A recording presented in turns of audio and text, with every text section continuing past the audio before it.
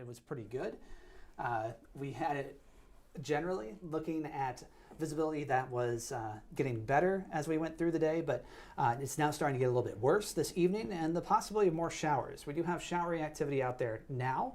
If you're traveling on Tuesday, you're not totally out of the woods either. Now notice this is 9 o'clock here on Pinpoint Futurecast. We're starting off with, well, conditions that are dry and cloudy and maybe a little bit foggy, but it's later in the day into the afternoon hours when we're going to start to see a cold front move through. So this cold front will give us that potential for a little bit of a wind shift and a general change in our weather that's going to last. So by early afternoon, that front is just about to move into the western portion of the TV9 viewing area. And by late afternoon, out ahead of it, there's the possibility of a few showers. So here's the front by 4 o'clock, but there's those scattered showers just on either side of it. And as it continues sliding off to the east, it takes its shower activity with it. So later tomorrow evening, you're going to feel the wind, but precipitation won't be there. So if you're leaving Tuesday night, it's not looking too bad. No, not too bad at all. Really getting to enjoy that kind of preempt before Thanksgiving. I know a lot of kids, it's their final day before we head into class, like their final day of school, and then they get to enjoy the first day of their break. And a lot of parents, I'm sure, are excited to have kids coming home from college and all the fun stuff. And now a few kids up in northern Iowa, if you still got school on Wednesday, you may see a few snowflakes if you wake up early enough. You got that chance for a few snow showers moving in. It does look like it's going to be really, really light. We're not expecting a lot of accumulation here, maybe a dusting. There could be a slick spot or two up near the Iowa-Minnesota border. We're talking areas up toward like Decorah and Lansing and Prairie du Chien in southwest Wisconsin. That would be the best chance to see a little bit of accumulation that could cause a slick spot. Most of the rest of us not worrying about it. And then we're looking ahead toward that middle portion of the week. Yeah, middle portion of the week, we're seeing dry conditions after that first system starts to push out, but windy and much, much cooler. I mean, we're going to be looking at some of the wind gusts as we look ahead to the next couple of days. Thank you. And we're going to be seeing our wind gusts definitely starting to pick up. This is starting at Tuesday noon. We're seeing winds out of the southwest about 5 to 15 miles per hour, pushing close sometimes to 20 miles per hour there.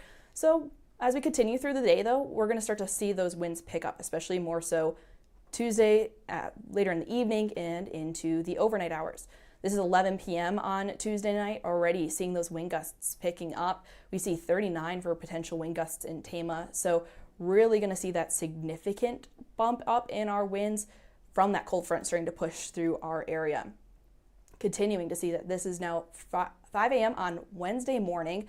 Winds up to 45 miles per hour, 50 miles potentially further north as we head into Decorah there as well. So these are very significant wind speeds that potentially could cause issues for airplane if you're taking off of the airports or anything.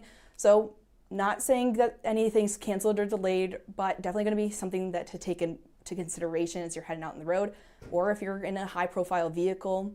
That's also going to be a huge impact as we head into potentially a really big travel day. Yeah, wouldn't be surprised if we saw a few delays at the Eastern Iowa airport, or like even look ahead, just off to the east. Those wind speeds we see in the morning will be over towards Chicago in the afternoon and evening. Right. We know how crazy that can be sometimes. Yes. So that will be a factor. Probably for travelers that are taking flights on Wednesday. So something to keep in mind. Check ahead. Yes, check ahead. Always keep an eye on that in any of your flights. Make sure you're checking in with your airlines. But Wednesday, still seeing those pretty gusty conditions even across eastern Iowa. We will start to see a little bit of some relief, though, as we look ahead towards Wednesday evening. Not a lot, but we still see our winds starting to die down. They're now up to the mid-30s for your top wind gusts here, some low 30s as we head further south, and then continuing to see those winds calm as we head into Wednesday night and into then Thursday. Yeah, it'll be nice by then. We'll be tired of it probably by then. Definitely. 24 hours of very gusty conditions at that point. So hopefully after that we'll continue to just see those wind speeds calm down, and we're going to see that even through Friday. We'll continue to see that slow trend of downward gusts. Feels like temperatures, because of those very gusty conditions, we're also seeing our temperatures fall with it. And so when you're waking up if you're up and out of the door at 7 o'clock in the morning, those feels like temperatures are in the mid to upper teens. So much cooler way to start out the day, start out the morning there as we look ahead over your holiday weekend. Yeah, so we were saying just before we joined you here on the stream, make sure those hot side dishes that you're bringing to the gathering are nicely insulated. Yes, keep definitely. Keep the car running, the heat running as you're going, because it will be chilly. Don't want those things to have to spend more time in the oven that's already going to be busy. Right. Now, we've gotten through most of the week without much trouble. Wind, certainly a factor. Again, something to keep in mind, but it's not necessarily going to stop you from getting from where you're going. Yes. Things as we go toward the end of the week, well, it becomes a little bit messier, and that's what we're watching for in terms of seeing an additional possibility of some wintry precipitation. So it's that Friday through Sunday time period where we have highlighted this possibility, and we've been really telling you over the past several days that this pattern change we're going to see. We're going to see our weather go from what has been a pretty warm November to something that's more consistently colder. And with that, an active weather pattern has come along with it, and that's why we have that possibility of seeing some precipitation. So starting off again Thursday, you saw that it kind of went through there fast. I'll roll it back here on Pinpoint Futurecast. Not much to see. We're looking at partly cloudy skies. We may see the sun a little bit on Thursday, but windy a little bit. Yes, definitely. Plenty chilly. Great day to be inside, which is my plan for most of the day. Yeah. We will be looking at Friday, though, as a day of change as a storm system gathers off to our west. Now, the first storm system, or at least the first disturbance within this larger pattern, will be starting to develop out here toward Friday afternoon. Now, out ahead of it, moisture is going to be moving into the region, and you can see those southerly winds out ahead of it. Up at the upper levels, we're going to be seeing moisture feeding into this sort of warm front area, and that's where some precipitation could develop. And it could be in the form of mainly snow. Remember, we're getting that cold air in place, so if precipitation develops, it has a better chance of being snow. Now, we still have our forecast temperatures around this time, upper 20s, low 30s. Right. So we're talking wetter snow. It's not necessarily going to be the most efficient snow to accumulate, given that our ground's still pretty warm too. Yes. Now we're going to do some work on that between now and then. Roads will cool off as we get a couple of colder days. Those usually change pretty quickly. But it's that period from Friday night, you can see here, Saturday at midnight, we're talking about the potential for decent snowfall rates across a good portion of the state, and that moves slowly to the east by Saturday morning. So we are here at 10 o'clock in the morning, and you can see some of the heavier snow potential has shifted down here into western Illinois, down along the Mississippi River, and then it moves off to the east. Now, some indications are that we may see a bit of a lull for part of the day on Saturday before another disturbance gathers off to our west and brings back a chance for some rain and snow. Now, all said, especially for that Friday night into Saturday time period, in terms of the snow or where the snow could line up, unfortunately, it does include a good chunk of the state and a good chunk of the TV9 viewing area too. So we may have this potential to see our first accumulating snowfall of substance this year, and unfortunately, the timing basically couldn't be worse. I'm not going to say Thanksgiving Day itself would be worse. Truly, yes. Yeah, but it's not great. And so one of the things that we want you to do is kind of stick with us for more information, because things could still change. Like we said, it's that variability in this type of weather pattern that makes it possible that things could change. And right. You've looked at all the information. Yes. You've seen that we have several computer models that we use to help make our forecasts. They've just been kind of all over the place. I mean, even from the weekend when I was working and just seeing that shift, basically every time our models were running of different variations of how the system could come in, the timing of when the system could come in, how much snow, how little snow. So something to definitely keep updated with us. We will constantly be having that latest update for you. Get our KCRG First Alert Weather app. We'll constantly be updating that through as well this week. Yeah. It's really, really important to have that in your back pocket. For sure. Yeah. I mean, something that some people and some social meteorologists out there on websites have been saying is Eastern Iowa could be seeing blizzard conditions on Friday. What are we actually going to be potentially seeing Friday night into Saturday? I think blizzard conditions would be a tough get at this point, just based on the strength of the system. It doesn't seem like the winds are going to be quite that strong to cause that. Now, a heavier snowfall rate will cause some travel trouble. So Saturday morning travel at this point, if I had to circle one time period, could be the worst of it for the week.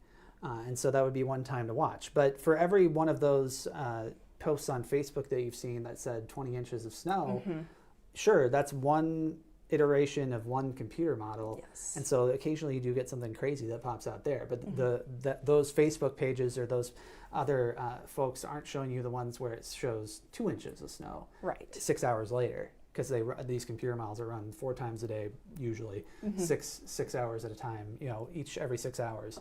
And so it can change and swing wildly, especially when you're talking 7, 8, 9, 10 days away. Right. We do have our 9-day forecast, of course, but our forecasts are still, they have more variability the farther you get from today. Yes. And that's always been the case, and we've always been level with you guys on that. And that still is the case, especially when you have this big pattern change. The variability, the uncertainty is just higher.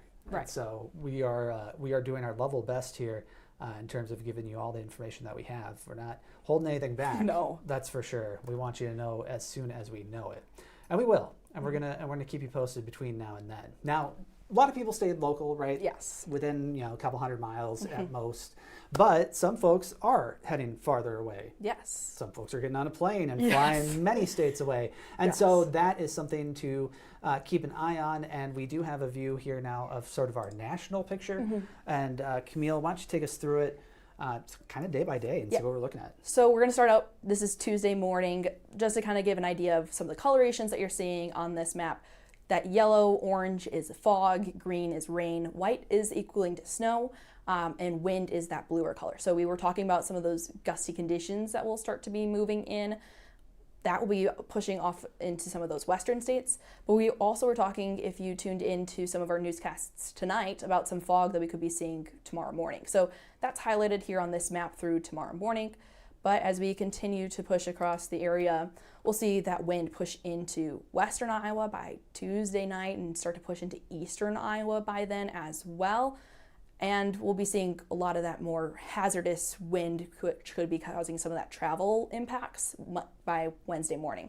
See that snow off towards the north a little bit into northern parts of eastern Iowa. So could, again, see that potential for a few snowflakes early on Wednesday morning. But by Wednesday night, we're starting to see that wind shift off towards the east, push off into Wisconsin, Michigan, Illinois, Indiana, Ohio, off into the east. But we start out Thursday, and even across most of the U.S., it's looking really, really great. Yeah. You got some fog across some of the states up north and off towards the west.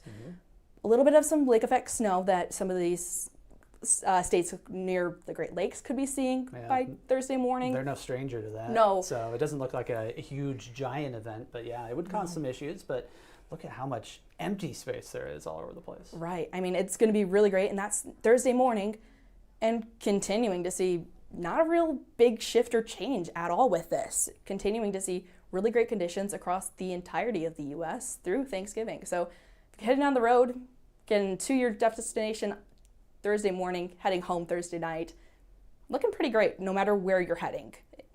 But as we continue to move into Friday, that's where we can start to see impacts here across eastern Iowa. But Friday morning, that's across areas to our north and to our west, where that snow starts to push into their area, and then we'll push into eastern Iowa, Minnesota, the Dakotas, fog following right behind it as well. And then below that system, we'll see a little bit of some rain as we head into Saturday morning as well. So that starts to head down towards the Gulf and snow towards the north, continuing to just see that system. A little bit of a lag on over eastern Iowa. This particular model doesn't show that snow over us on Saturday night, but other models do continue to show it. So it's just that different variabilities, even here on this model, showing potential for some change. But if you look off towards the west, seeing that snow still building, and that's a system that could be potentially also moving in secondarily on Sunday morning, followed by rain further to the south as well. So eastern Iowa's up for potential for some of that mixed rain and snow by Sunday morning, and continuing to see that even through Sunday night as well. Yeah, so people that travel closer to the holiday, looks like you're better in better shape generally. It really is that weekend after that we're watching in terms of having somewhat of a bigger impact. Right. In terms of that overall picture of just kind of messiness in the central U.S. especially. Yeah, central U.S. is kind of looking like they're going to be hit the most and having the most impacts, especially after the holidays. But if you're heading around Thanksgiving, at least we get to enjoy that really nice Thanksgiving no matter where you are in the U.S. at this point. We'll take it. And so we are going to track this very, very closely. We've been giving you all the information, like Camille said earlier, our website, kcrg.com, the KCRG First Alert Weather app. KCRG TV9, of course, our main source there on all of our newscasts, and you can catch First Alert Weather Now every day at 4:30 on weekdays. We're going to keep up on this throughout. We're going to do another live stream tomorrow night at 8 o'clock, same time and same place that you're watching it right now.